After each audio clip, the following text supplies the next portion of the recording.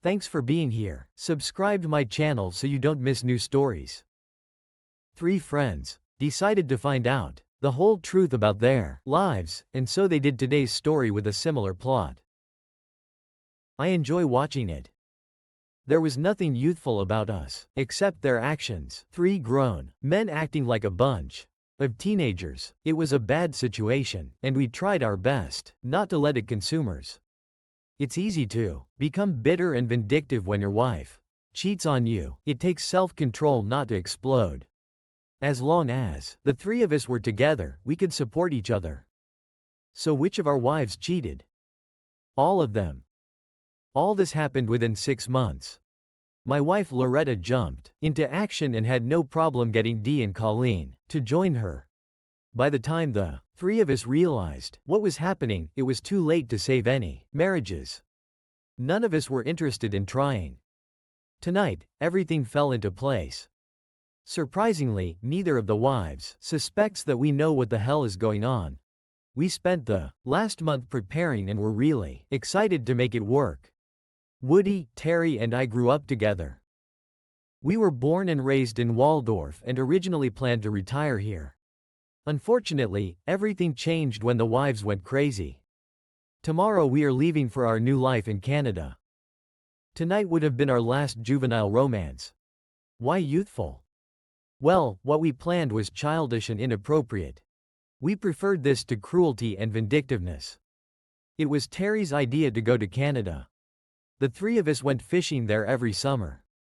We always had a great time and often talked about how great it would be to live there permanently. Of course, we were all married and had children. Both of my daughters got married and moved away. Terry had a son who served in the Air Force. Woody had 2 sons in college and a 17-year-old daughter, Caitlin, still living at home. Caitlin would have been a problem until Woody found out that she was aware of what her mother was doing. She threatened to leave if he didn't do anything about it. As a result, 3 guys and 1 purposeful teenage girl went to Canada. It was difficult for a while, but we all agreed that we could still make it work. Terry was the chef. In fact, he was a cook. He had no formal education, just a lot of experience. For the last 10 years, he and Dora owned a small family restaurant. Well, they actually had a restaurant until Terry sold it last week without Dora's knowledge.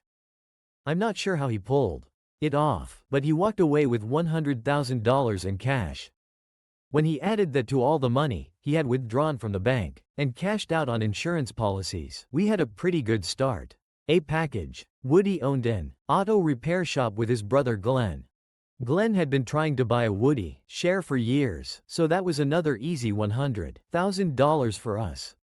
He got almost half that for his 1964 Corvette. Today he cleaned out all his bank accounts. I was the only one in the whole group who went to college. I didn't have a business like the other guys, but I had over $250,000 in investments. I was earning a good salary as an electrical engineer and investing wisely, even in a bad market. I was able to stand my ground. It took a couple of weeks to clean up, but it was all done now, so in total we had about $1 million. Our initial goal was to purchase a fishing lodge, but at some point we relented and settled on one where our guests could arrive by car. It ended up costing us almost $500,000, but we were happy we had enough cash left over to get started and support ourselves for at least 4 years. If we made money, everything would be even better. We all packed our things and were ready. Tomorrow morning, a caravan of 3 cars sets off for new life in the northern woods. Wow, that sounded about as exciting as Little House on the Prairie. Loretta worked in the claims department of one of the major insurance companies in the area. Somehow she became close with her boss, Raymond.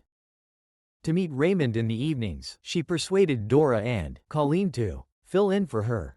The girls would go out for dinner and drinks together, or to some house party, so that Loretta would have the opportunity to meet Raymond at his house. This went on for a couple of months, and then Raymond set up a date with Colleen. The girls didn't want to leave Dora unattended, so a couple of weeks later, She also got a permanent chaperone. So as it stands, every Wednesday night, the girls hang out while the guys play poker. The three ladies and their lovers spent time at Raymond's country house. We never found out if any exchange took place, but it didn't seem to matter. Woody chose the holiday, and this is meeting place. We waited at home until the wives went for an evening walk. For some reason, each of them arrived in their own car. I think this was in case one of them wanted to leave early or stay late. Caitlin wasn't happy about having to wait for us at the motel, but we couldn't risk taking her with us. We weren't planning anything particularly complicated, but we could still run into problems. Woody and Terry were planning to go straight back to the Holiday Inn, so they went together. I wanted to see Loretta one last time before leaving, so I took my car.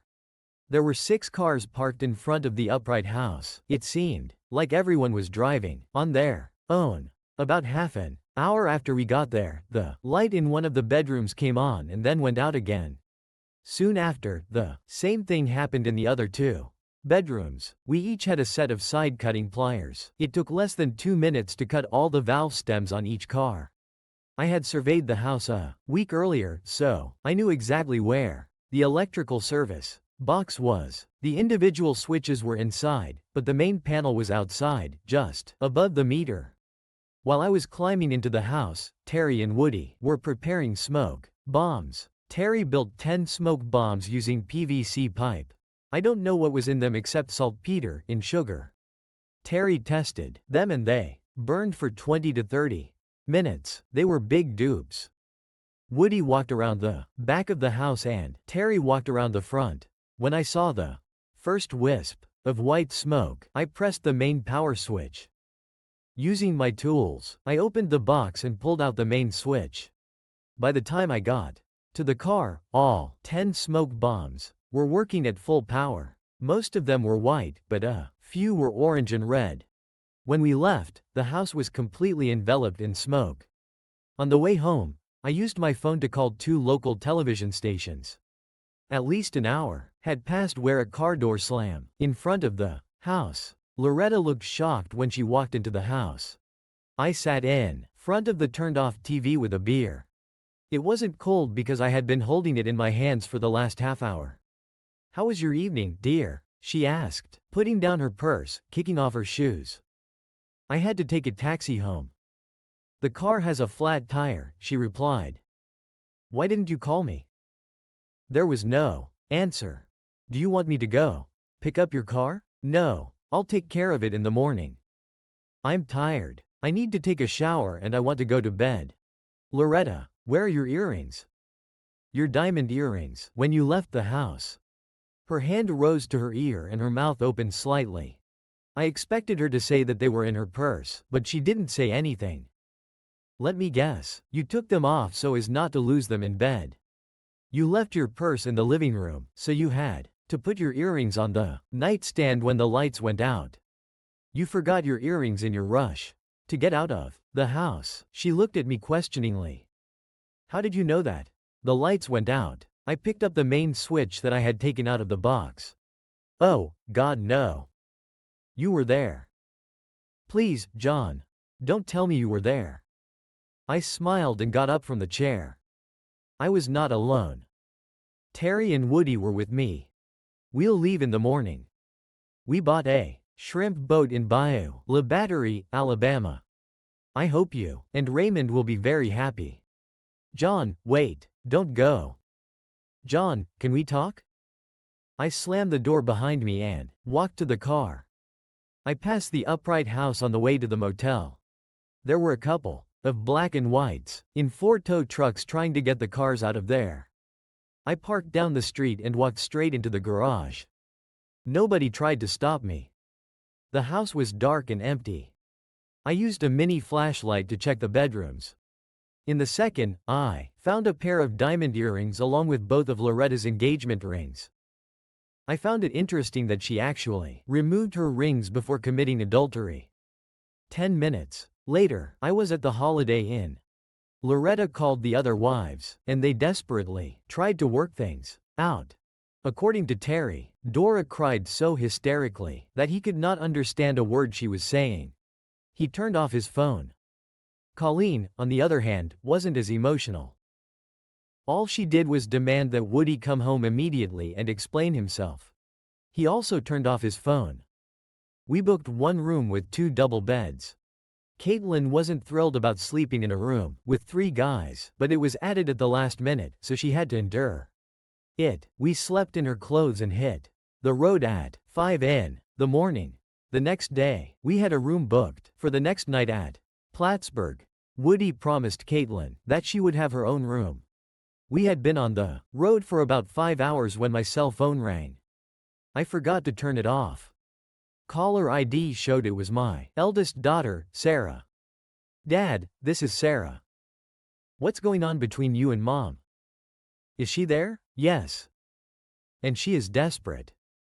She said you won't let her explain anything." "Did she explain this to you?" "No, she simply said that you were being unreasonable and unfair. That's all I can get out of her."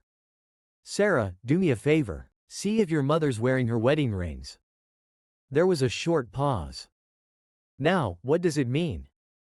"Ask her where her wedding rings are." I heard a few muffled sounds, and then Sarah returned. "Dad, what the hell is going on?" I asked about her rings and she burst into tears and ran out of the house. She drove away, but I didn't recognize the car she was driving. "When your mother is ready to tell you what happened, I will talk to you. Until then, I really have nothing more to say. I'll stop by her house later today." I turned off my phone. I didn't need to call anyone anymore. At noon today, each of the wives will be served with divorce papers. Raymond Upright will receive divorce papers, as will Carl Wilcox and Dennis Roswell.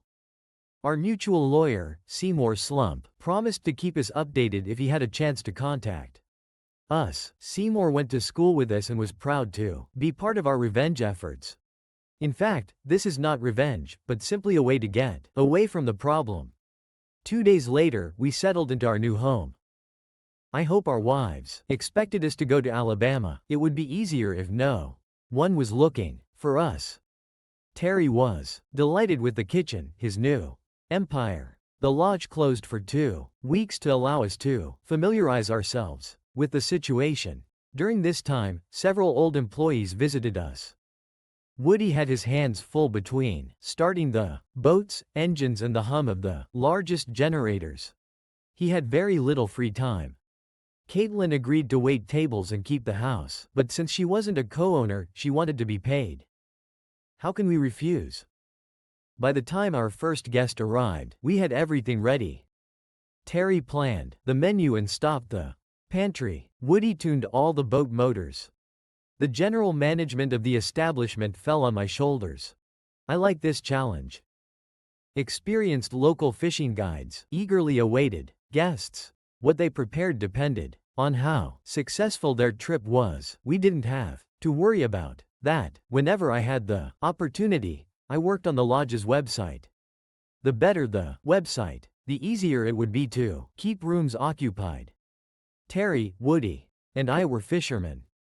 When fall came, we had to start providing services to people interested in hunting or anything else. At that moment, we had no idea what we were going to do. We decided to cross that bridge when we came to it.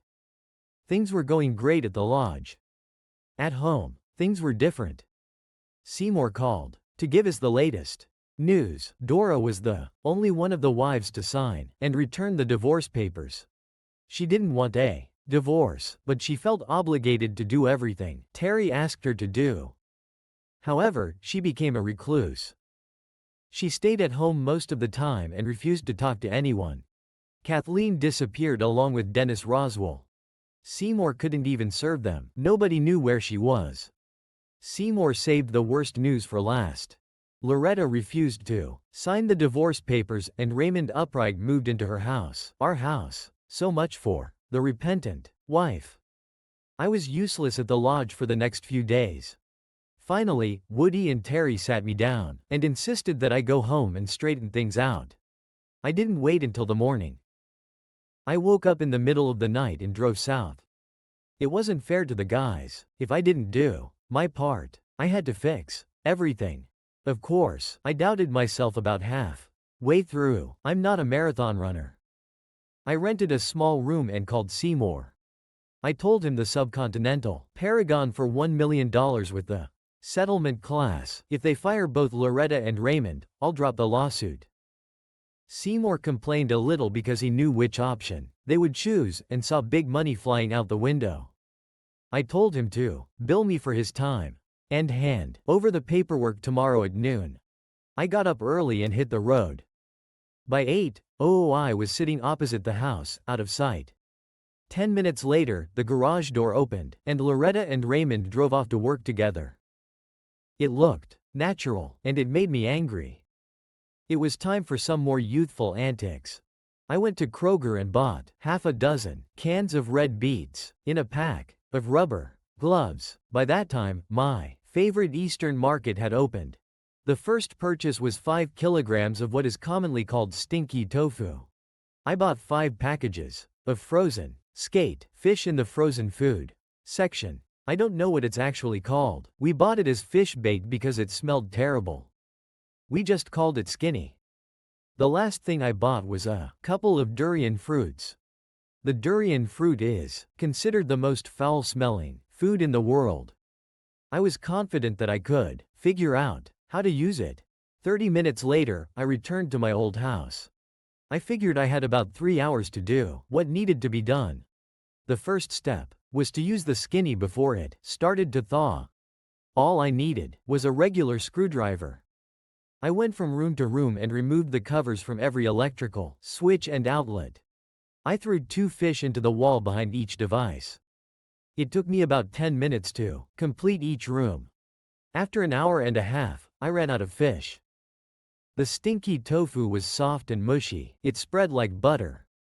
I used it on the top and bottom of mattresses and on all furniture cushions.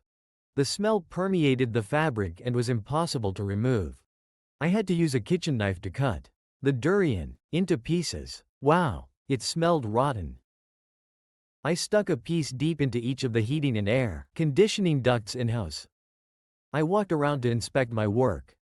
I carefully screwed up all the electrical appliances so they couldn't figure out where the smell was coming from. Pleased with my efforts, I sprinkled red beet juice on every carpet in every room.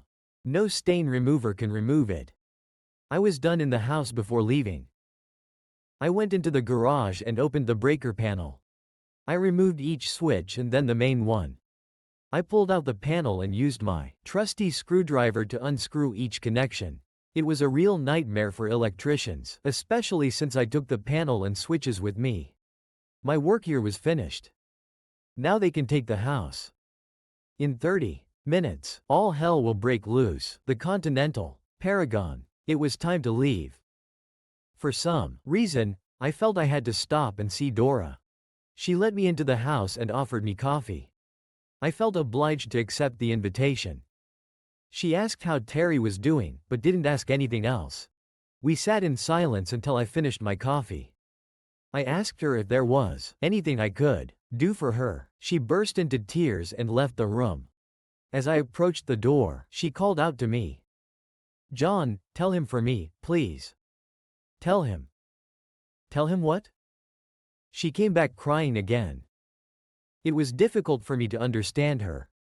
"I didn't sleep with him. John, tell Terry." "I didn't sleep with Carl. I did some other things, but I didn't sleep with him." "What do you mean by other things?"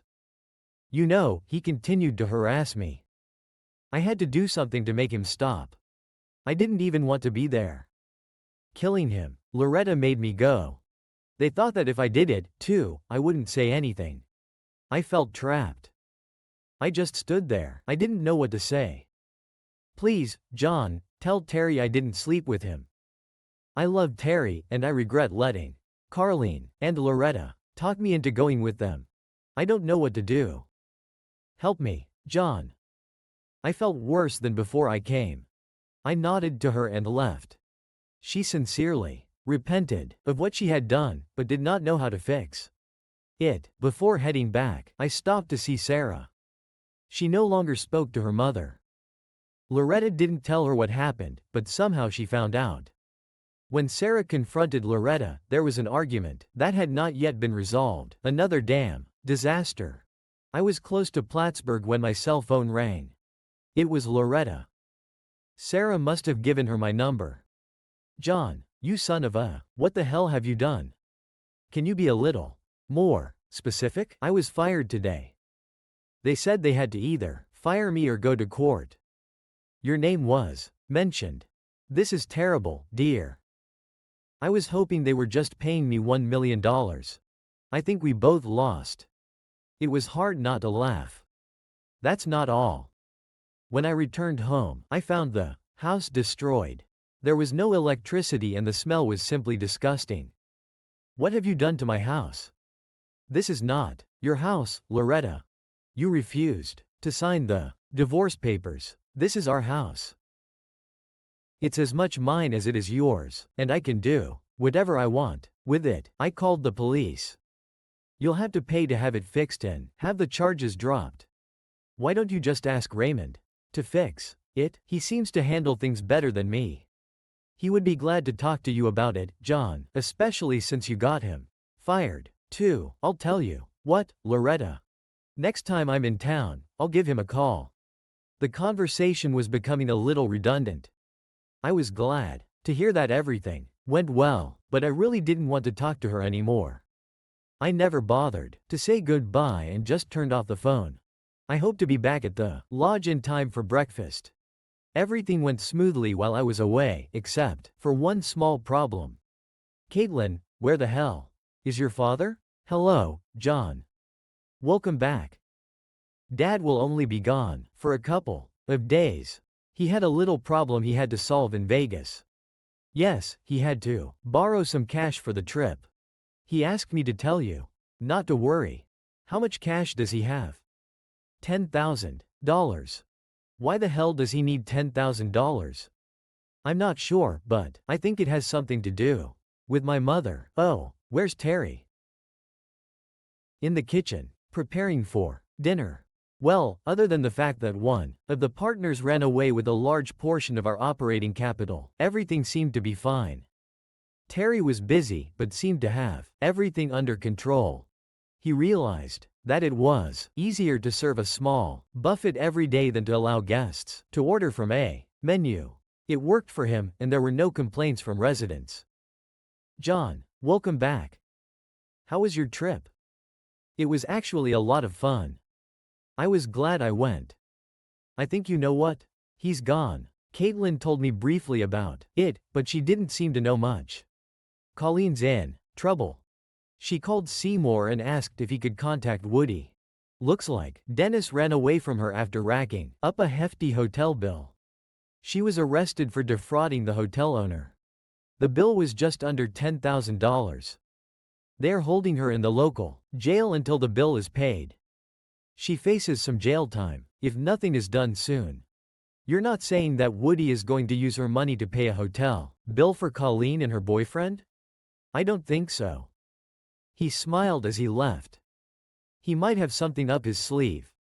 God, I really hope so.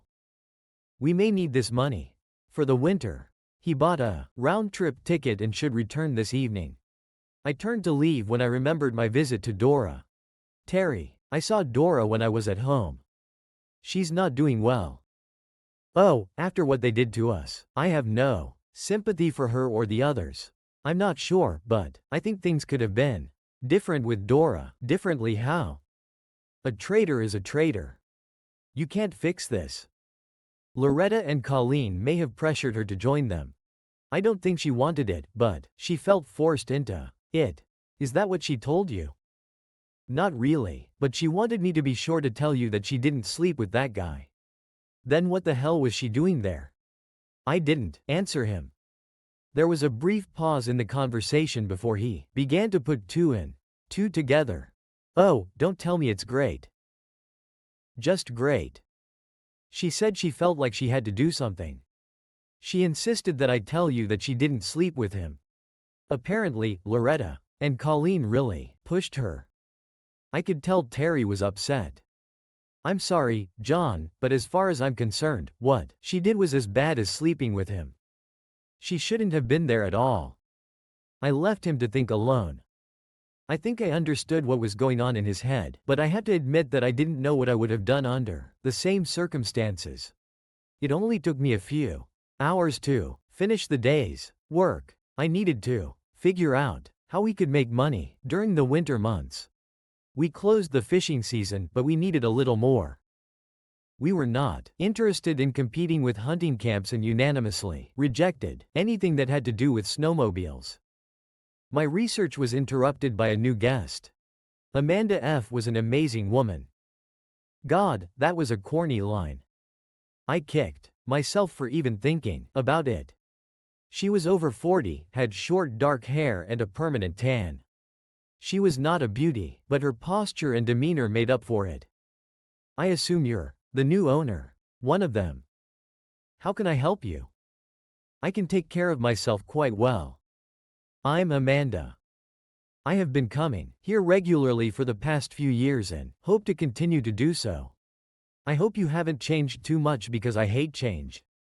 If there are any changes that you don't like, just let me know.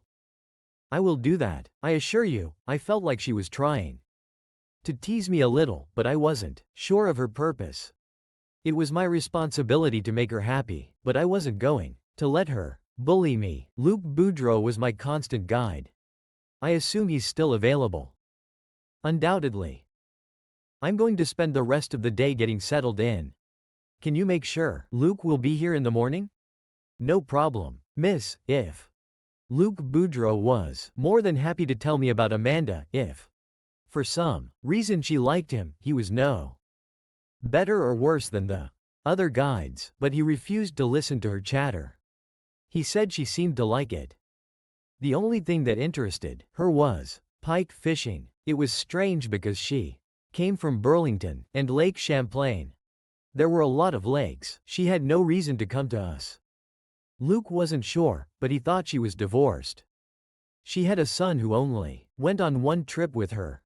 He hated spending time at the lake, so she never took him with her. She tipped big and seemed to be Luke's favorite guest. Pike fishing was an unusual choice for a woman. It wasn't exactly exciting. Hooking and landing a pike is like catching a log. She never bought any of them. It was strictly catch and release. There was something mesmerizing about her. I was looking forward to her staying with us. Somewhere in the middle of the night, Woody returned. When it came down the stairs, he was half finished with his breakfast and seemed glad to see me. Tell me the bad news, Woody. How much did your trip to Vegas end up costing us? Woody laughed quietly as Caitlin poured me a cup of coffee. Not a cent, buddy. Not a damn cent. You seem to be in a good mood. I didn't expect this. I paid for the ticket myself. John, round-trip tickets for Las Vegas excursions are quite cheap. I took a wad of cash with me to show off the Carlene. It worked perfectly. What worked? Woody finished his meal and pushed his plate aside. They held Carlene until she could pay the hotel bill. She and the idiot didn't pay. He ran away from her, but she wasn't smart enough to understand what was happening. When she pays $9,700 plus court costs, she will be released. I showed her the money and promised to take care of everything as soon as she signed the divorce papers. I've never seen her act so quickly. I thought you said it didn't cost us anything. John, I'm not that stupid. I took the signed papers and walked straight out of the courthouse. I'm sure it was several hours before she realized I had fooled her as much as Dennis had. I mailed the signed papers to Seymour and boarded the next plane back to Montreal. You're a nasty son of a Woody. Yes, I know, and I feel great. When Caitlin came over to pour me coffee, I asked her to bring me something for breakfast. She said it would take a while because Terry had left. So what the hell is going on? Caitlin was better in the kitchen than I was, so I helped wait tables so she could focus on cooking. Fortunately, the breakfast crowd dispersed within a few hours. I cleaned up the kitchen while Caitlin did all the housework. The buffet lunch was a little more relaxed. It was easier to be a food server than a waiter. Caitlin again did a great job preparing the food. There was no doubt that we needed more help. Luke Boudreau was waiting for me in my office after lunch. This was not a good sign because I didn't want to lose him as a guide. "Mr. Mercer, I just need a minute of your time." "Is something wrong, Luke?" "If so, I will do everything in my power to fix it." "It's okay, but I'm worried about Miss Amanda." "How concerned are you?" "She asks a lot of questions." "She never does that. She gets mad at me because I can't answer most of them." "I don't want her to be mad at me." "What kind of questions?" "Mostly about you, and why you bought the watch. She asked me where you were from and about your wife." "I can't answer any of these questions." "She's never done this before." "Hell, no. She had never even spoken to me before, except about pike fishing." "Anything else?" "She asked a lot of questions about the young girl, the one who runs the household." "Caitlin. Why would she ask about her?" Luke simply shrugged. He felt awkward about the whole situation, so I thanked him and he quickly left. He seemed calm and satisfied with the conversation. Woody took care of dinner. He set up several grills on the front porch, and we asked all the guests to cook their own steaks. The weather was cool and balmy, but everyone seemed to be enjoying it, even Amanda. If the beans, coleslaw, and garlic toast were an easy addition. Woody and Caitlin were clearing the table, and I noticed Amanda sitting by the fireplace with a glass of red wine.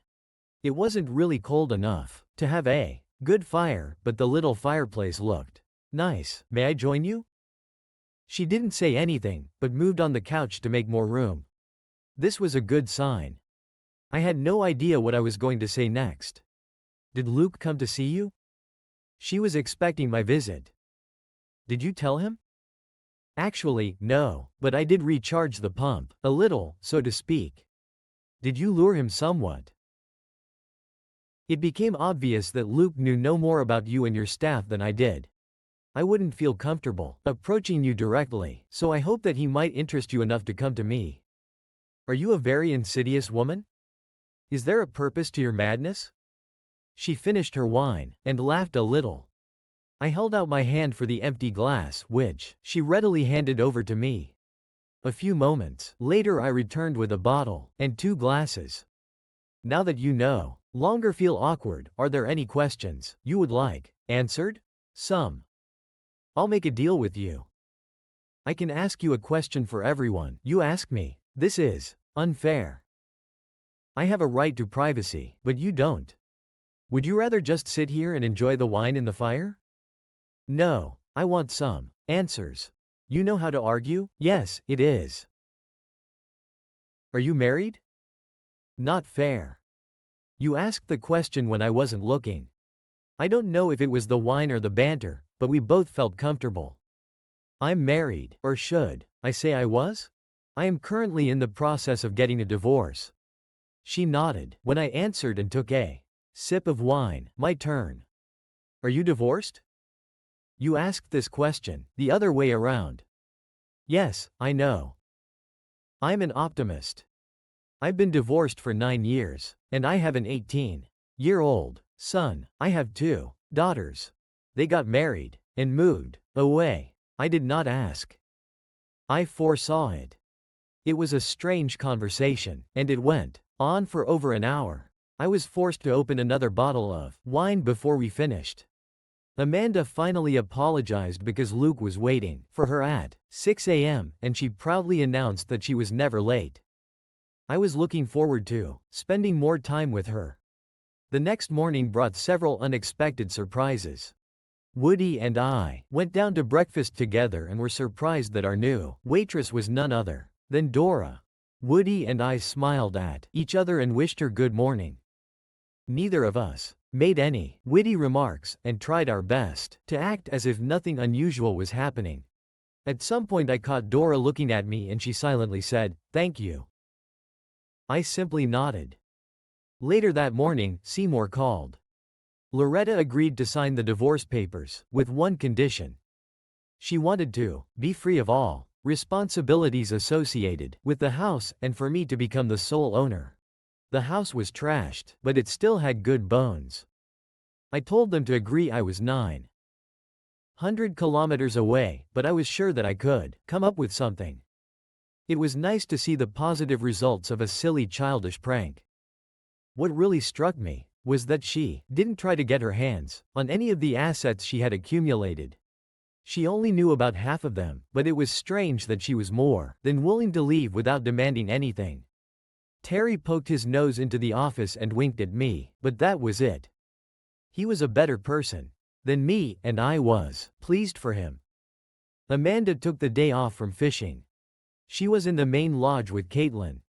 I checked in with them several times, trying to figure out what was going on. At times, Caitlin seemed a little flustered with the older woman, indicating that they disagreed about something, but she didn't leave. I had a hard time concentrating for the rest of the day. I wanted to talk to Terry to find out what happened and what brought him and Dird together again. I was hoping to chat with Luke for a bit to see if the mysterious Mrs. Freeze had said anything during her morning fishing trip. What was going on between Amanda and Caitlin? I was dying to call Loretta just to let her vent a little and quietly gloat. I was sure Dora wanted to talk to me, but it wasn't obvious. Damn it, I was turning into the busiest person in the world. Suddenly, I found myself laughing at the stupidity of it all. Woody came in with a couple of cold beers and broke the spell. Terry was whining because we used up all the steaks and ruined his menu for the rest of the week. The beer was undoubtedly delicious. Woody and I decided that we wouldn't ask Terry what was going on with Dora. When he's ready, he'll tell us. Not long after Woody left, Luke stopped by just to let me know that Mrs. Freeze was in a great mood that morning. She caught some fish, but didn't seem upset about it. As he left, he smiled at me and winked. I wasn't sure what that meant. Amanda Freeze always sat alone during meals. I tried to avoid casual contact with guests, but tonight I decided to visit the mysterious woman. In fact, she wasn't that mysterious anymore, just interesting. May I join you? Certainly. I haven't ordered yet. You didn't go out anywhere this afternoon? No, I wanted to talk to Caitlin. I should have asked her father for permission first, but I hoped it would go smoothly. How did you do? Not too good. I'm afraid I couldn't explain everything as well as I should have. I just hope I didn't ruin it too much. Dora interrupted the conversation to take our dinner order. We chose one of 3 entrees and the rest was prepared in advance. Terry knew how to simplify things. What exactly are you trying to do? I told you last night that I have a son. You mentioned this, but did not elaborate. Jason is very smart, looks good, and is physically healthy. But he has one problem. Since childhood, he was mentally abused by his father. Although he always succeeded in everything he did, his father was never satisfied. The constant bullying and belittling robbed him of his self-respect and confidence. He stutters and avoids contact with other people, whether adults or people his age. I suppose that was the reason for the divorce. Absolutely. I also have a restraining order that prevents his father from contacting him, even after years of age. I have good lawyers. The conversation paused for a moment when Doris served his food. Luke said that Jason once came near to the hunting lodge with you.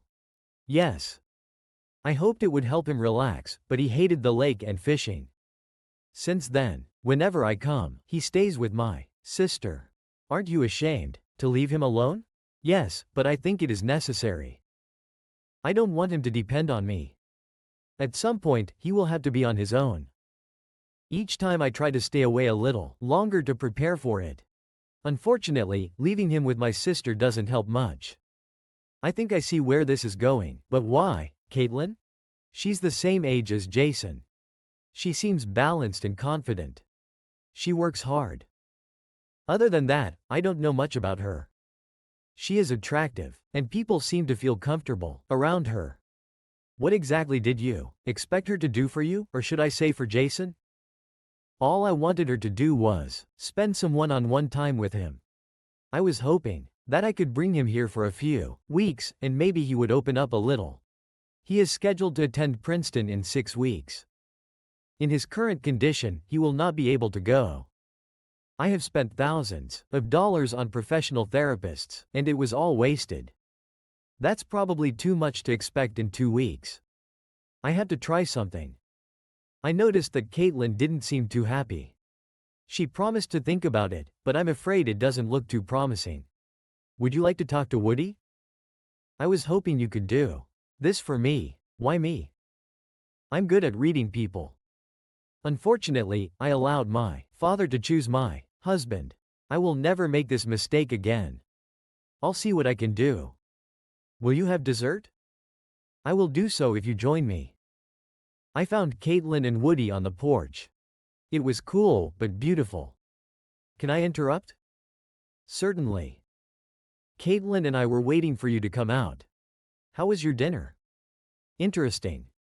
Your beautiful daughter was the topic of our dinner discussion. This is what we hoped for, Uncle John. She made me angry.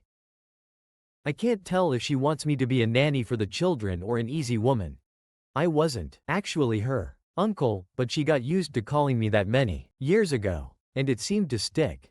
There is a big difference between these two options. Well, I'm not happy with any of the options. Is that how she presented it to you, or did you come to this conclusion yourself? Caitlin waited a moment before answering. Mel, I just assumed that this was what she was getting at. Either way, I have no intention of spending my time with a whiny baby. Poor choice of words. Woody seemed a little annoyed at his daughter's insensitivity. Well, I don't know how else to describe it. Mrs. Freeze tried to explain what was wrong with him, but I really wasn't paying attention. My thoughts were racing from side to side. Caitlin, he's going to Princeton in a couple of months. He is not stupid or mentally deficient. In fact, as far as I'm concerned, he's pretty darn smart. Woody and I watched his daughter pace back and forth on the porch. No, it's still wrong, she said. She offered me money to take care of her son. I'm not a nanny, and I don't. She stopped mid-sentence. I am not an easily accessible woman. You don't pay someone to spend time with someone like that. I smiled at her audacity. I have a simple solution. Why don't you tell her that you will do whatever she wants for free? This way your reputation will remain untarnished. What is your reputation? She asked. I don't care what other people think. I have to come to terms with myself. Woody laughed quietly at his daughter's attempt to act like an adult. What she said made sense, but it took too long. How can I do my job and watch him at the same time? Dora can take on all your kitchen and dining duties, and Jason can help you with the housework in the morning. Thus, the second half of the day remains free. What should I do with the men? Run without clothes through the forest and make love. Woody tried but couldn't keep a straight face. It was a stupid way to tease his own daughter. But she was open to it and he just couldn't resist. Damn it, Dad, stop it. This is serious, and you and John are turning it into some kind of joke, Caitlin exclaimed as she plopped down on the bench between us. Okay, I'll do it, but only for 2 weeks. Woody hugged her. I'm not sure why, but I think he was proud of the decision she made. We all stood up and headed back to the house. Dad, why can't I get into Princeton? Woody just groaned and shook his head. Later that evening, Amanda and I were having coffee in front of the fireplace. She seemed pleased with how things were going and decided to extend her stay at the lodge so she could be there at the same time as her son. She seemed a little upset when I expressed my disapproval of her idea. However, we came to a compromise. I promised to entertain her if she promised to leave Caitlin and Jason alone. She thought the idea was funny and wanted to know exactly what I meant. I still haven't had a chance to talk to Terry or Dora about why she was at the lodge. It could wait until they were ready. After I went to bed, I couldn't sleep. One thing kept going over and over in my head. Why didn't Loretta try to take some of the money that was in the bank? Why did you pay so quickly? What was it that I didn't know? Amanda was already on the water when I came down for breakfast. Woody and I ate blueberry pancakes, but didn't waste time on frivolous conversations. He had two outboard motors to repair, and I had bills to pay. I waited until late morning to call Seymour. I had this damage that needed scratching. John, I was just as worried as you, but I didn't want to muddy the waters. I decided that getting Loretta to sign the papers was the most important thing. However, I brought one of my girls into the problem. Was that a problem or something else? Do you remember when Loretta's father died? Yes, this was about 6 years ago. It was quite sad because she lost both her parents within 2 years. Loretta's father had a life insurance policy for $100,000. Did you know about this? She didn't mention a damn thing about it.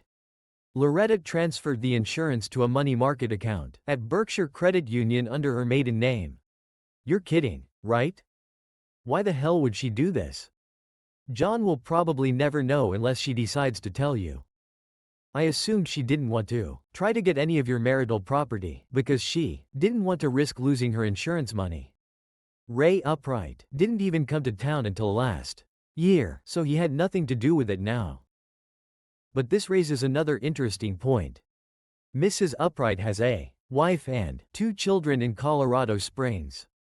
As far as we could determine, Loretta was unaware of this. I couldn't help it. I started laughing on the phone. I'm sorry, Seymour, but this is damn funny. She gave up everything for a man who was married and didn't even know it. Looks like it is, and it's only getting worse. How is this possible? Yesterday, she cashed the account and left with a check for $124,000. Looks like she's going to leave town. All we can do is wait and see. At least you're out of danger. I hung up and was sitting quietly, chuckling to myself, when Dora came in.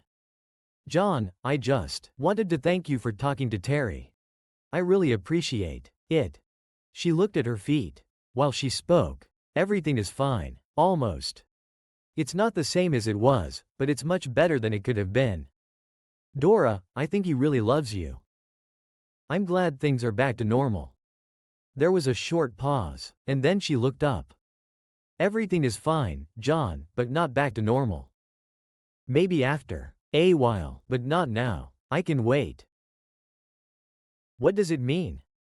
Her eyes began to water a little. It was not my intention to cause her any distress, so I decided to change the subject. She started to turn and walk away, but stopped. He doesn't kiss me, John. My husband refuses to kiss me. We do everything else, but he can't bring himself to touch my lips with his.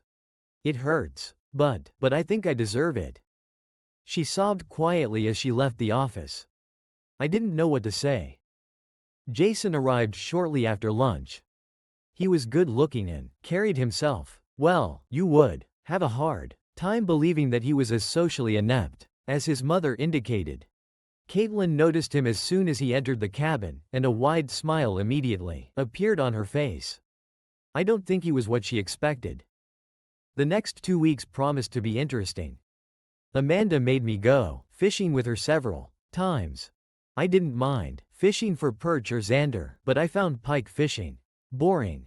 I think part of it was because I couldn't tell the difference between hooking and hanging on the weeds.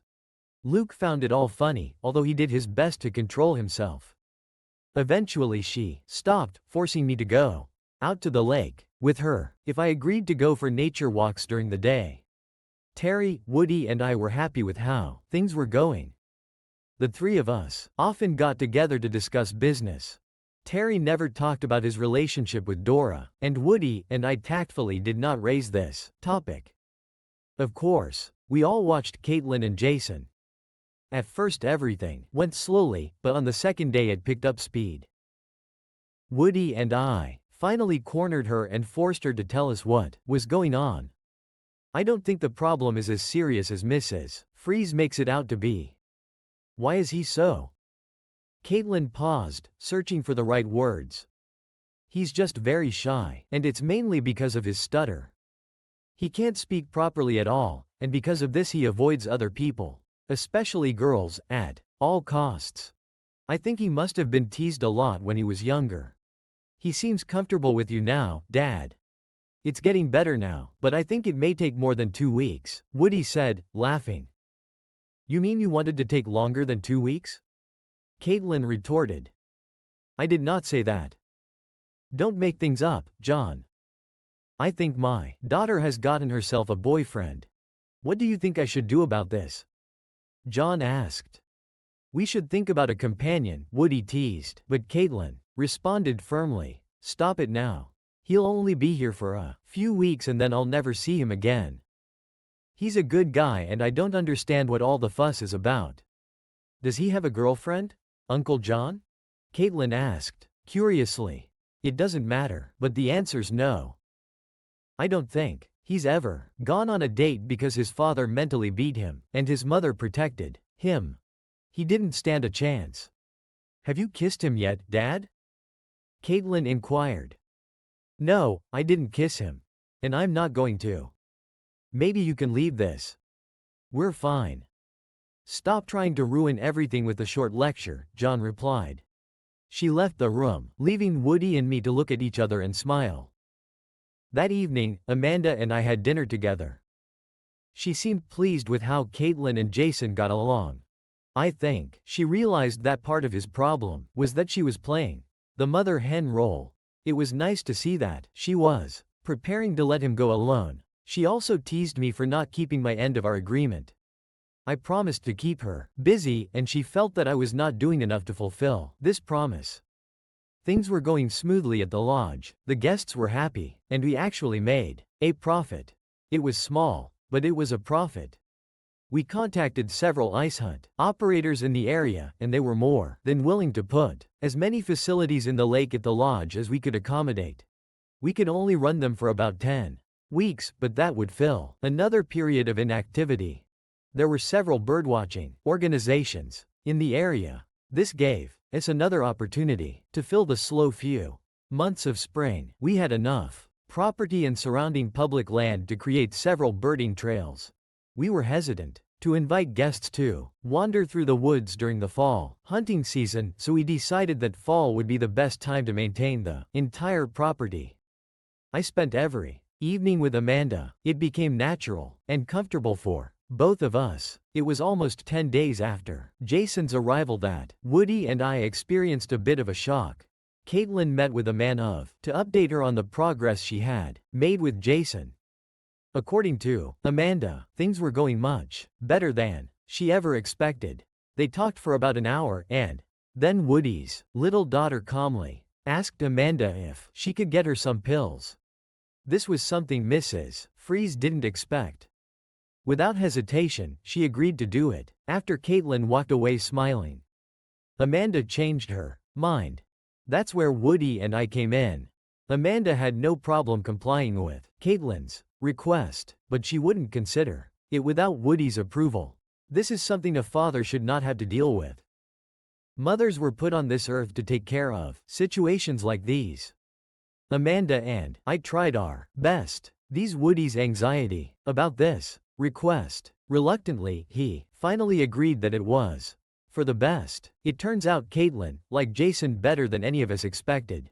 The next morning, I received a phone call from Loretta out of the blue. John, I need a little help. When I signed the divorce papers, I didn't ask for anything. Well, you know, in terms of money. Yes, I know. Well, I'm in a bind right now, and I was wondering if you could spare a few thousand to help me out. It was obvious that something had happened over the past few days, something bad for my future ex-wife. I don't understand. I thought you had a lot of money. What do you mean, John? I didn't take anything from you or from your accounts. No, I meant your father's insurance. There should have been enough in there to last you a long time. There was a pause on the other end of the line. John, did you know about the insurance? Of course. I'm not that stupid. What happened to all that cash from the account?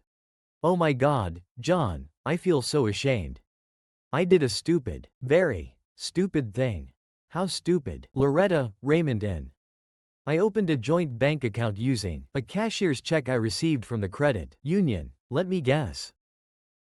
Raymond is skipped town. And the bank account is empty. Yes, yes. And I don't know what to do. John. I need your help. Are you going to go and retrieve the money? What do you mean? Where do I go? I have no idea where he is or where he might go. I'm guessing he's on his way to Colorado Springs to see his wife and kids. A long silence followed. He is married? Yes, and he has 2 children. Why didn't you tell me if you knew that? You should have told me. John. Sorry, dear. I got the distinct impression that you wanted me out of your life. Now, I could tell she was crying. It's time to stop the torture, Loretta. Come see Seymour tomorrow. I'll call him and tell him to give you $5,000. This should last for a while, at least until you can get to Colorado and find a lawyer there to help you, John? Yes, thank you. That was the last time I spoke to Lorena. I think a lot of guys would say that I shouldn't have given her anything. That was my first instinct. She screwed up so badly that I just couldn't help but feel a little sorry for her. Jason had been staying at the lodge for over a month. Soon it would be time for him to leave. Caitlin spent all her time with him and avoided Woody and me. We started joking about this. It was as if she was preparing him for his debut in our group lodge. We were all briefly introduced to each other, but none of us, except Caitlin, spent any time with him at all. At one end of the main hall, there was a small library and reading room. One afternoon, Woody and I noticed that Caitlin and Jason were there with Amanda Free. This was not a random gathering. In fact, it looked like a formal meeting. Caitlin and Jason were both dressed smartly compared to their usual clothes. Amanda noticed Woody and me watching them and gave us a small smile.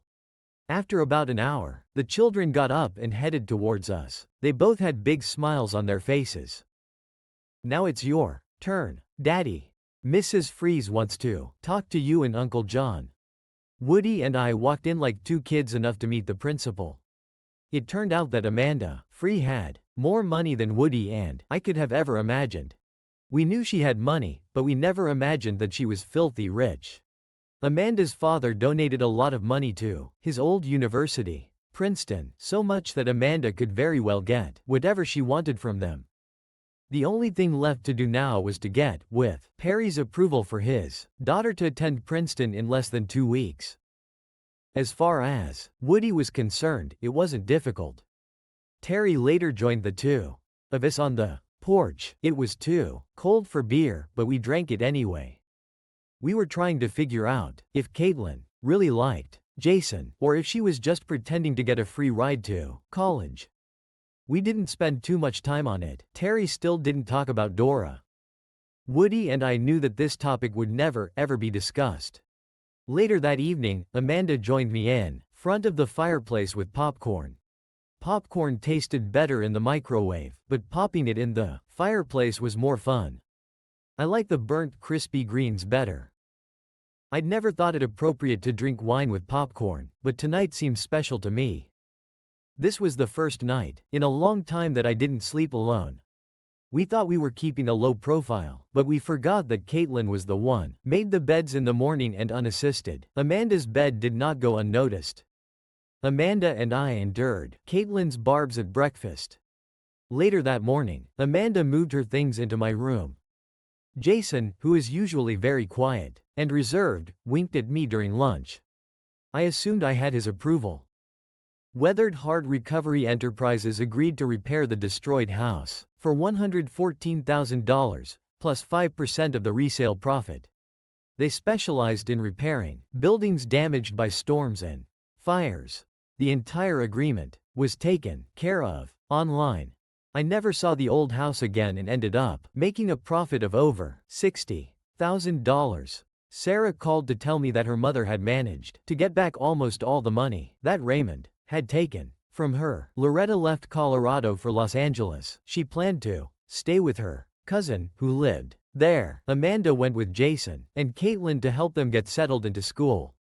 They had spent the last 2 weeks at the lodge renting a cabin, so Woody had no problem agreeing to let them share the apartment while they attended school. He realized that if he tried to do anything else, he would simply disappoint himself. Before returning, Amanda stopped at her home in Burlington to pick up close and personal items she would need at the lodge. We all welcomed her decision to stay forever, especially Dora, who was dying to be in the company of women. Amanda was going to handle all the advertising and correspondence, 2 tasks I did but never enjoyed. To Luke's dismay, Amanda stopped fishing for pike. Her obsession seemed to have passed. Things slowed down in late fall, as we were one of the few places in the area without hunters. This gave us time to catch up and get things in order. Money was not a problem. We had a small Christmas party with a tree and a few gifts. Amanda hung up some mistletoe, and Dora was delighted when her husband kissed her for the first time. After that, everything seemed to return to normal. Poor Woody was the only one spending the holidays alone, but he didn't seem to mind too much. He never heard from Colleen again. Although my divorce was finalized, Amanda and I never discussed marriage. Everything was fine the way it was, and none of us wanted to ruin everything. Jason and Caitlin did not finish their first year at Princeton after a hasty marriage in Maryland. Jason transferred to the University of Vermont, and the two lovebirds moved into the Burlington family home. Amanda was delighted with her first grandchild. I guess her pills didn't work.